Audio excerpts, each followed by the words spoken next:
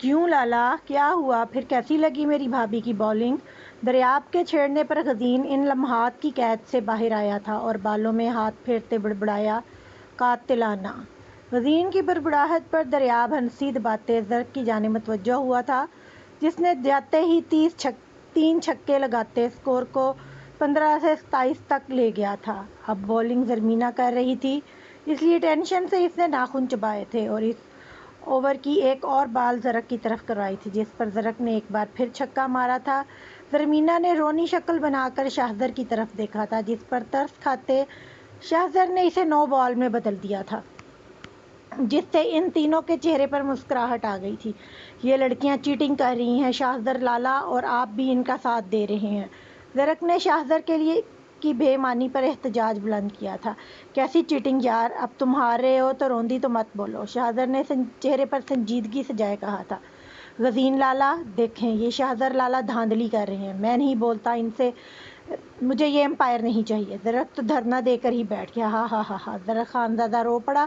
اوہ، زرمینہ نے اس کے منہ بسورنے پر کھلکھلا کر اسے چڑھایا تھا، جس پر زرق بھڑک اٹھا تھا۔ اے چھپکلی، چپ کرو، میں نے سب دیکھا ہے، تم نے اپنی ساتھیوں کو جو ہتھیار دے کر بھیجے تھے نا، انہوں نے میرے کھلاڑی گرائے ہیں۔ فیئر طریقے سے تم کھیلتی تو میں بھی دیکھتا کیسے جیتی تم۔ زرق تو غصے سے پھٹ ہی پڑا تھا۔ اے روندو بندر، اتنے ہی تمہارے کھلاڑی عظیم تھے تو پھر نہ آتے میری کھلاڑیوں کے ہتھیاروں میں۔ زرمینہ بھی اب غصے سے اس کے بال کھینچنے کے لیے آگے بڑھی تھی۔ غزین، ماہ، دریاب اور کشمالہ جو اس صورتحال پر گڑبڑا گئے تھے، انہوں نے جلدی سے ان دونوں کو سنبھالا تھا۔ بس لڑنا بند کرو، تم دونوں بچے نہیں ہو، بلکہ میچ ختم کرو اور چلو آرام سے بیٹھو۔ غزین نے انہیں جھاڑ پلاتے چپ کروایا تھا، پھر بغیر کسی نتائج کے انہوں نے میچ کو یہیں ختم کیا تھا۔ کچھ دیر بعد انہوں نے خوشگوار ماحول میں کھانا کھایا تھا۔ بس اب میچ تو نہیں ہو رہا تو کیوں نہ ہم ٹروتھ اینڈ ڈیئر کھیلیں، کیا خیال ہے لڑکیوں؟ کھانے کے بعد شاہزر نے زرق کا موڈ ٹھیک کرنے کی خاطر کہا تھا، جس پر سب سے پہلے چہکتے ہوئے زرق ہی آگے آیا تھا۔ ہاں ہاں، میں بھی کھیلوں گا، چلو جلدی سے ارینج ہو جاؤ۔ زرق نے ماہ کو، غزین اور کشمالہ کو دریاب کے ساتھ بٹھاتے جلدی سے دائرے میں بوتل رکھ کر اسے گھمانے لگا تھا۔ بوتل کا سرا سب سے پہلے دریاب پر آ کے رکا تھا، جس پر سب نے ہوٹنگ کی تھی، جبکہ زرمینہ زرق کے بولنے سے پہلے جلدی سے بولی تھی۔ چلیں دریاب لالا، جلدی سے چوز کریں، ٹروتھ یا ڈیئر؟ زرمینہ کی آنکھیں اس وقت شرارت سے چمک رہی تھیں۔ ڈیئر، دریاب نے کچھ سوچتے ڈیئر کا آپشن چوز کیا تھا۔ ناٹ بیڈ بھائی، تو آپ کا ڈیئر یہ ہے کہ آپ کو سب کے سامنے کشمالہ بھابھی سے محبت کا اظہار کرنا ہوگا؟ زرمینہ نے رک رک کر سسپینس پھیلاتے ہوئے ڈیئر دیا۔ زرمینہ کی بات پر ماہ نے اسے گھورا تھا، لیکن آج زرمینہ کہاں اس کی سننے والی تھی۔ Look, I just want to let you know that I am so grateful to have you in my life. You are like an angel to me. You can make me smile on my worst day, and you have changed me, of course, in a good way. I am so lucky to have you in life. I love you, Mishi. دریاب نے گہری نظروں سے کشمالہ کو دیکھتے انگریزی میں اظہار محبت کیا تھا۔ یہ کشمالہ سے کچھ دیر پہلے والی شرارت کا بدلہ تھا۔ دریاب کے الفاظ کشمالہ کے پلے نہیں پڑے تھے، لیکن ان الفاظ سے نکلتی حدت کشمالہ کے دل تک پہنچتے اسے شرمانے پر مجبور کر گئی تھی۔ اوپر سے زرمینہ اور زرق کی ہوٹنگ اور ماہ کی معنی خیز نظروں سے دیکھنے پر بیچاری سرخ انار ہو گئی تھی۔ چلیں چلیں، اب پھر سے بوتل گھماتے ہیں۔ زرمینہ نے ایک بار پھر بوتل کو گھماتے سب کو اپنی طرف متوجہ کیا۔ اوہ ماں بھابھی، آپ سے تو میں پوچھوں گا، جلدی بتائیں، ٹروتھ اور ڈیئر؟ ماہ پر بوتل آنے پر زرق جوش سے بولا، ٹروتھ۔ ماہ تو اپنی باری آنے پر گھبرا ہی گئی تھی، اس لیے ڈیئر سے ڈرتی جلدی سے ٹروتھ کہہ گئی تھی، لیکن بیچاری یہ نہیں جانتی تھی کہ سامنے بھی شرارتی جن بیٹھا تھا جو اس ٹروتھ سے بھرپور فائدہ اٹھائے گا۔ تو بھابھی سچ سچ بتائیں، کیا آپ کو کسی سے محبت ہے؟ زرق نے معصومیت کا لبادہ اوڑھے سوال کیا تھا۔ یہ کیسا سوال ہے، مجھے نہیں آتا اس کا جواب، میں کیسے اس کا جواب دے سکتی ہوں؟ ماہ تو بیچاری گڑبڑا کر پتہ نہیں کیا کیا بولی جا رہی تھی۔ کیوں ماہ، آپ ہی کیوں نہیں دے سکتی؟ بھئی یہ گیم ہے، اس کے رول سب پر لاگو ہوتے ہیں، جلدی سے جواب دیں۔ زرق کے ساتھ زرمینہ نے بھی احتجاج بلند کیا تھا۔ ماہ کی نظریں ان کے احتجاج پر بلا ارادہ غزین کی طرف اٹھی تھیں کہ شاید وہ اس کی سفارش کر دے، لیکن غزین کو اپنی طرف گہری دلچسپی سے دیکھتے پا کر ماہ جلدی سے رخ پھیر گئی، پھر ہاتھ کھڑا کر کے بولی، ہاں میں نے محبت کی ہے اور وہ انسان ہے۔ ماہ نے گہری سانس لیتے سب کو متجسس کیا تھا۔ سب سے زیادہ تو اس وقت غزین بے چین تھا جو اس شخص کا نام جاننا چاہ رہا تھا۔ میں نے جس انسان سے محبت کی ہے وہ ہے میری امی۔ ماہ کی چالاکی پر زرمینہ اور درخت چیخ اٹھے تھے اور دوسری طرف غزین نے بے ساختہ امڑنے والی ہنسی کو بڑے مشکل سے دبایا تھا۔ تھوڑی دیر فورس کرنے پر جب ماہ اپنی دھاندلی نہ مانی تو زرک نے منہ بسورتے دوبارہ سے بوتل گھمائی تھی جو اب کی بار شاہزر پر آ کر رکی تھی۔ 1 منٹ لالا سے سوال میں کروں گا۔ شاہزر کے ٹروتھ چوز کرنے پر دریاب جلدی سے بولا تھا جس پہ زرک نے کندھے اچکا کر اسے بولنے کا موقع دیا تھا۔ لالا مجھے سچ جاننا ہے کہ آپ زری لالی سے محبت کرتے تھے اور کیا لالی بھی آپ سے محبت کرتی تھی؟ اگر آپ دونوں ایک دوسرے سے محبت کرتے تھے تو آپ نے ان سے شادی کے لیے گھر میں سب سے بات کیوں نہیں کی؟ اور اس دن آپ کہاں تھے جب لالی کا نکاح کسی اور سے ہونے جا رہا تھا؟ دریاب کے سوالوں پر وہاں کے ماحول پر یکدم تناؤ سا پیدا ہو گیا تھا۔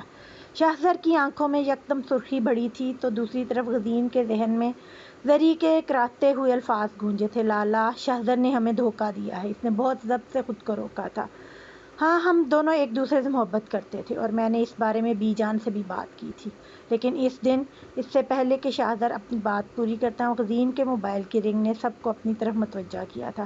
ہیلو۔ غزین کے ہیلو کہنے پر دوسری طرف سے کچھ کہا گیا تھا جسے سن کر غزین کے چہرے کے تاثرات غصے سے پریشانی میں بدلے تھے۔ اس نے جلدی سے سب کو سمیٹنے کا کہا تھا کیونکہ جلد از جلد اسے کہیں پہنچنا تھا۔ ولیجہ کی کل سے مسلسل طبیعت خراب تھی۔ ساری رات اس کی نیند بے ہوشی کی حالت میں گزری تھی۔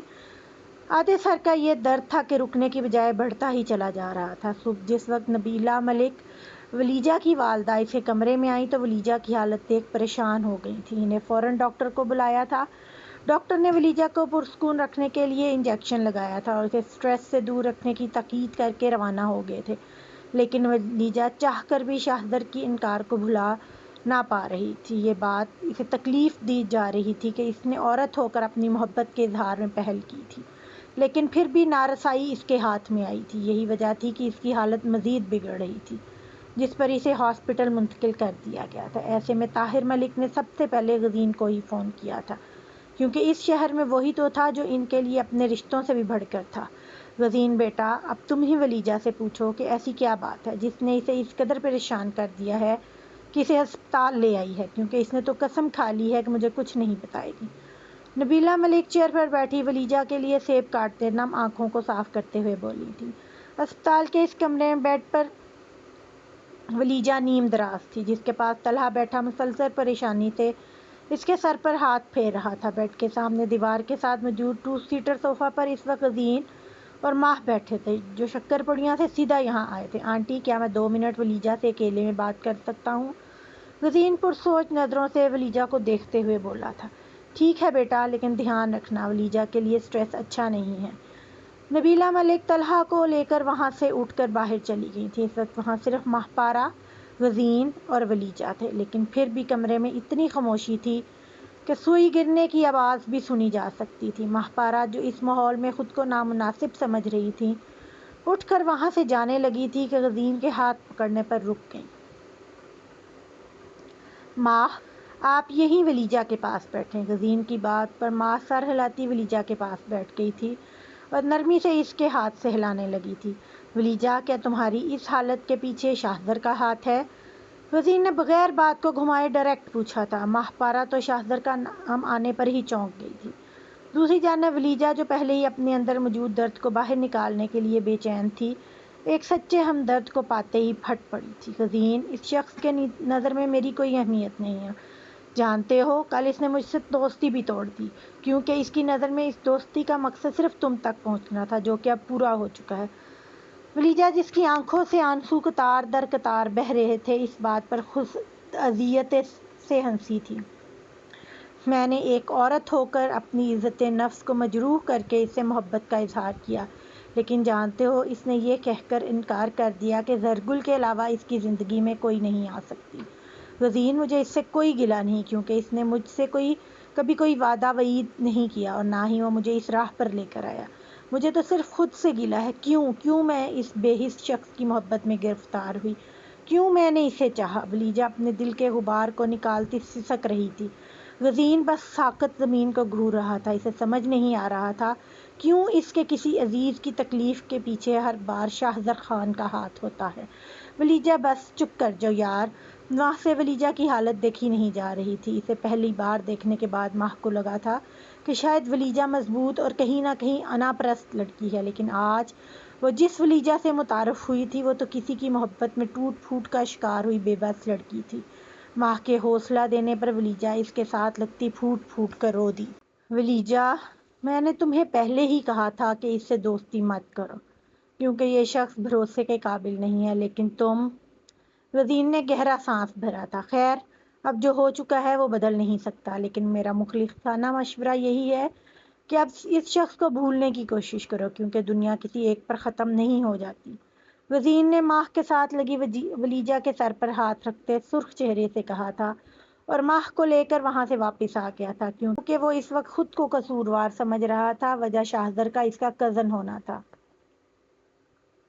اسلام آباد کی تاریک سڑک پر چلتی گاڑی میں اس وقت گمبھیر خاموشی تھی۔ ماہ بار بار غزین کے چہرے پر نظر ڈال رہی تھی جو گاڑی میں موجود ڈم لائٹ میں سرخ نظر آ رہا تھا۔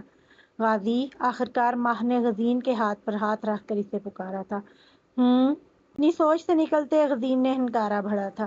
ٹینشن مت لے غازی، انشاءاللہ سب ٹھیک ہو جائے گا، ماہ نے محبت سے کہا تھا۔ شاید وہ غزین کو حوصلہ دینا چاہ رہی تھی، لیکن کب ماہ؟ میں تھک چکا ہوں، مجھے لگنے لگا ہے کہ میری تکلیفیں اب کبھی ختم نہ ہوں گی۔ میرا بھائی، میرا جگری دوست، دوسری دفعہ میری دوسری بہن کی تکلیف کی وجہ بنا ہے۔ پہلی زری کو محبت کی راہ میں لا کر اس نے چھوڑ دیا اور ولیجہ کو استعمال کر کے پھینک دیا۔ مجھے خود سے نفرت ہے کہ میں اس شخص سے آخر دوستی رکھی کیوں زری کی حفاظت اس نقب تن کو دی، کیوں ولیجہ کو جانتے بوجھتے اس بے وفا سے دوستی کی اجازت دی۔ غزین، اللہ صرف اپنے نیک بندوں کو ہی آزمائش میں ڈالتا ہے، لیکن میں تو نیک نہیں ہوں۔ میں تو بڑی مشکل سے اپنی نمازوں کو ادا کرتا ہوں، میں تو صرف اپنے مطلب کے لیے اس کے ہاں جھکتا ہوں، تو پھر یہ کیسے ہو سکتا ہے کہ میں نیک ہوں؟ غزین، اللہ یہ نہیں دیکھتا کہ کوئی 5 وقت کا نمازی ہے اور کون نہیں، وہ تو بس اپنے خاص بندوں کو چن لیتا ہے اور جسے چاہتا ہے اپنے قریب کر لیتا ہے، اور آزمائش بندے کو رب کے نزدیک لے جانے کا سب سے بڑا ذریعہ ہے۔ ماہ، تم میری زندگی میں رب کی ایک عظیم عنایت کی طرح نازل ہوئی ہو۔ تمہارا ساتھ مجھے اپنی تمام اذیتوں کا مرہم لگتا ہے۔ پلیز مجھے کبھی چھوڑ کے مت جائیے گا۔ ماہ کی بات پر غزین نے بحث کو روکتے ماہ کے ماتھے کو چھوتے بے خودی میں التجا کی تھی۔ غزین کے لمس میں محبت، احترام اور عقیدت تھی جو ماہ کے دل تک اتری تھی، جبکہ اس کی آواز میں اس وقت ماہ کو ایک ڈر سا محسوس ہوا تھا جس پر ماہ ساکت رہ گئی تھی۔ اس کے بعد ان میں کوئی مزید بات نہیں ہوئی۔ زری کی موت کو گزرے 2 دن ہونے والے تھے۔ حویلی میں جوان موت سے ایک دم سناٹا چھا گیا تھا۔ کسی کو سمجھ نہیں آ رہا تھا کہ آخر زرگل کو اچانک ہارٹ اٹیک ہونے کی وجہ کیا ہے۔ بی جان کے علاوہ صرف ایک گل مینا بیگم تھی جو ان سب سے واقف تھی۔ ان کو تو بس چپ سی لگ گئی تھی۔ اس وقت وہ اپنے کمرے میں بیٹھی تھی کہ باہر ہوتے شور کو سنتے بے چینی سے باہر آئی تھی اور سامنے موجود شخص کو دیکھ کر رک گئی تھیں۔ آپ سب لوگ زری کی موت کے ذمہ دار ہیں، میں کبھی آپ کو معاف نہیں کروں گا۔ آپ سب نے اس پر اس قدر حالات تنگ کر دیے کہ اندر ہی اندر گھلتی وہ ختم ہوگی۔ آخر عمر ہی کیا تھی، محض 25 سال۔ ارے یہ تو وہ عمر ہوتی ہے جب لڑکیاں اپنے خوبصورت خوابوں کی تکمیل کی طرف بڑھتی ہیں، لیکن میری بہن اس عمر میں مٹی میں مل گئی۔ جانتے ہیں کیوں؟ صرف آپ کے اس سو کولڈ اصولوں کی وجہ سے۔ ارے بی جان، کیسی پتھر دل عورت ہیں آپ کہ اپنی ہی پوتی کی موت پر ایسے کھڑی ہیں جیسے آپ کو کوئی فرق ہی نہ پڑتا ہو۔ نفرت ہے مجھے آپ سب سے، اس قبیلے سے۔ اگر میرے بس میں ہو تو اپنے نام کے ساتھ جڑے اس خان کے لقب کو مٹا دوں جو مجھے آپ سب سے جوڑنے کا سبب ہے۔ حال میں اس وقت موت سی خاموشی چھائی ہوئی تھی جس میں صرف اور صرف نواب غزین خان کی آواز گونج رہی تھی، اور غزین خان جو 55 سے سامنے کھڑی عورت کا لاڈلا تھا، جس کی اونچی آواز آج تک اس حویلی کی در و دیوار نے آج تک نہ سنی تھی، جو اپنے ماں باپ کا فرمانبردار تھا، آج وہ چیخ رہا تھا۔ آج وہ ہر ادب بھلائے کھڑا تھا، کیونکہ جب زخم ناسور بن جائے تو اس کی تکلیف انسان کو ایسے ہی بے ادب بنا دیتی ہے۔ حد ادب خان، کیا بھول بیٹھے ہو؟ اس وقت تم جس سے مخاطب ہو وہ اس گھر کی بی جان ہے۔ اس گھر کی سربراہ، مانتا ہوں کہ تمہارا غم بڑا ہے کہ وہ تمہاری جڑواں تھی، لیکن مجھ سے بڑا نہیں ہوگا، اس لیے اپنی زبان کو لگام دو، نہیں تو حویلی کے اصولوں کے مطابق ہم تمہیں یہاں سے نکال بھی سکتے ہیں۔ غزین کی اونچی آواز پر دراب خان آگے بڑھتے غراق کر بولے تھے، گستاخی معاف بابا جان، لیکن آج مجھے افسوس ہو رہا ہے کہ میں اس بے حس خاندان کا بیٹا ہوں جنہیں اپنی بیٹی سے زیادہ اپنی روایات اور اصول پیارے ہیں۔ ویسے آپ کیا مجھے یہاں سے نکالیں گے؟ میں خود آپ کی حویلی میں رہنا پسند نہیں کرتا۔ اپنے باپ کی بات پر غزین خان اپنی آنکھیں جو درد کی شدت سے سرخ ہو رہی تھیں انہیں نیچے کرتے بولا اور وسیع رقبے پر پھیلی اس عالی شان حویلی سے نکلتا چلا گیا۔ اس کے جانے پر گلمینا جو اتنے سالوں بعد اپنے بیٹے کو دیکھ کر چند پل کے لیے جی اٹھی تھی، ایک دم بے ہوش ہو کر نیچے گر پڑی تھی۔ اپنے دونوں بڑے بچوں کو اپنی نظروں سے دور جاتے دیکھ کر وہ برداشت نہیں کر پائی تھی۔ دوسری طرف دسمبر کی ٹھٹھرتی سردی کی پہلی بارش میں ہر چیز سے بے نیاز رات کے وقت نواب غزین خان عرف خان ایک قبر کے پاس بیٹھا رو رہا تھا۔ آسمان پورے زور و شور سے برس رہا تھا جیسے وہ بھی خان کے دکھ میں شریک ہو۔ ایسے میں جسم کو چیر دینے والی ٹھنڈی ہوا جب درخت کے پتوں سے ٹکراتی تو وہ بھی غزین کے غم پر ماتم کنا محسوس ہوتی تھی، لیکن غزین خان تو ہر چیز سے بے نیاز اس قبر پر بیٹھا رو رہا تھا۔ نہ جانے کیسا دکھ تھا کہ وہ کچھ بھی محسوس نہیں کر پا رہا تھا۔ کون کہتا ہے کہ مرد روتا نہیں ہے؟ مرد کو درد نہیں ہوتا؟ کیا مرد انسان نہیں؟ مرد کے سینے میں دل نہیں؟ خان کو دیکھ کر ہر چیز ان سب باتوں کی چیخ چیخ کر نفی کر رہی تھی۔ زری، یہ تم نے اچھا نہیں کیا، صرف ایک بے وفا شخص کی جدائی پر خود کو ختم کر دیا۔ کاش تم نے اپنے لالا کا انتظار کیا ہوتا۔ یقین کرو یہ خان تم پر اپنی جان وار دیتا، لیکن تمہیں اس زندان خانے سے نکال لاتا۔